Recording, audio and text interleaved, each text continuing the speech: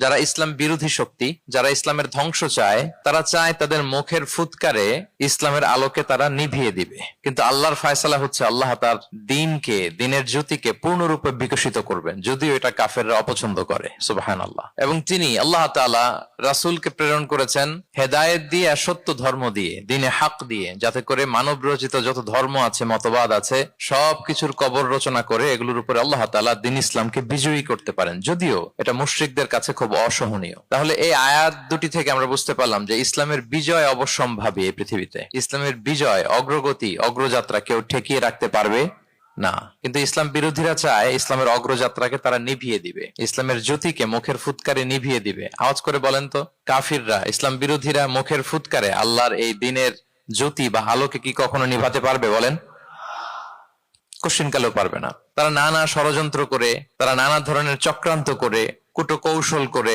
আমাদেরকে আমাদের ভূমি থেকে উচ্ছেদ করে, আমাদের ভূখণ্ডে বোমা নিক্ষেপ করে, নানা ধরনের ষড়যন্ত্রের ছক এঁকে আমাদের নওজওয়ানদেরকে শহীদ করে, গ্লোবাল সমুদ ফ্লোটিলার মতো নৌবহরকে আটকে দিয়ে ওরা ভাবে যে ওরা ইসলামের বিজয়কে ঠেকায় ফেলবে। আসলে কি পারবে?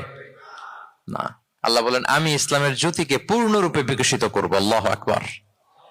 এটাকে কেউ ঠেকাতে পারবে না। তাহলে ইসলামের বিজয় অবশ্যম্ভাবী।